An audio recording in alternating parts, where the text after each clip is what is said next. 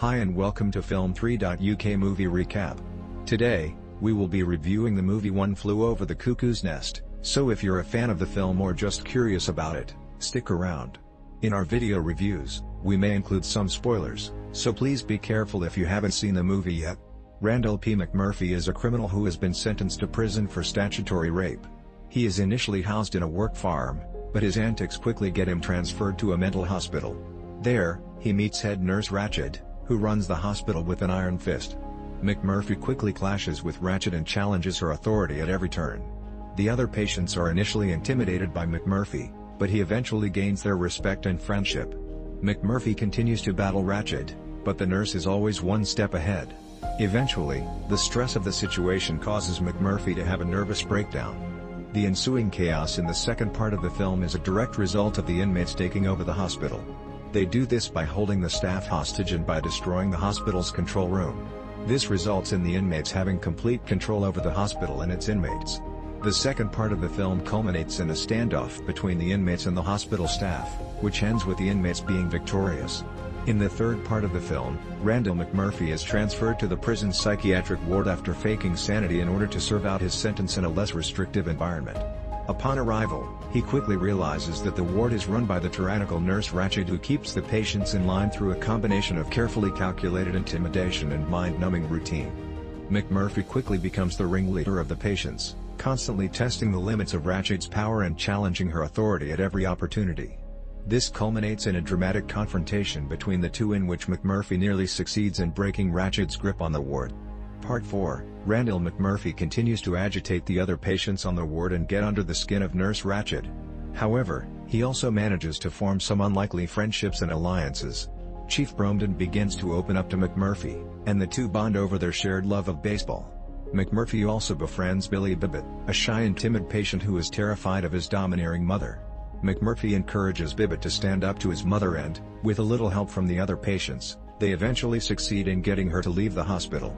This small victory is a huge boost to Bibbit's confidence and he begins to come out of his shell. However, tragedy strikes when Bibbit is caught with a prostitute and his mother is called to the hospital. She is so appalled by her son's behavior that she suffers a heart attack and dies. Bibbit is devastated and kills himself shortly afterwards. McMurphy is furious with Nurse Ratched for her part in Bibbit's suicide and tries to attack her. He is restrained and sent to the disturbed ward for observation. In the fifth part of the film, Randall McMurphy is transferred to the prison's psychiatric ward after he is caught having sex with Navy nurse Sandra.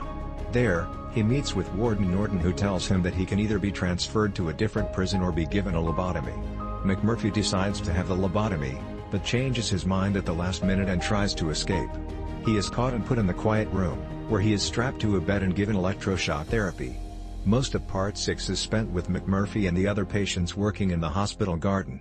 They are overseen by the repressive Superintendent Randall, who humiliates them at every opportunity. However, McMurphy takes this in stride and even manages to get under Randall's skin on occasion.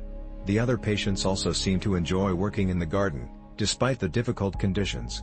At one point, Randall catches McMurphy smoking a cigarette and forces him to eat the entire pack.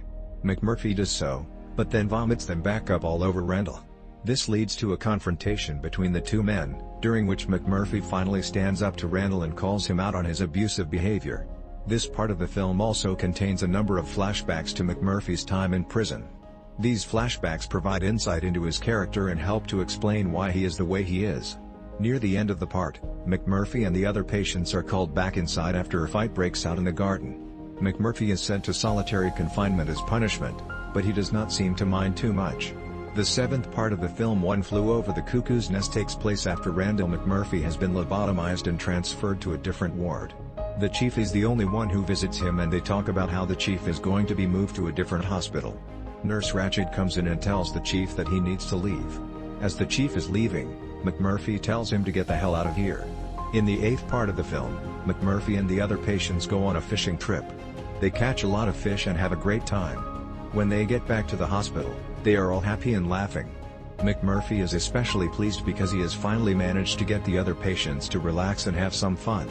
In the ninth part of One Flew Over the Cuckoo's Nest, the inmates escape from the asylum and return to the confines of the hospital. They are met with resistance from the staff, who try to stop them. McMurphy and the others continue their plan to escape, but are ultimately unsuccessful. The film ends with McMurphy being lobotomized and the inmates returning to the asylum. Of the film in the 10th part of the film, the patients at the hospital are preparing for a visit from the state inspector. They are tidying up the ward and putting on a play for the inspector. However, when the inspector arrives, he is not interested in the play and instead starts questioning the patients about their treatment.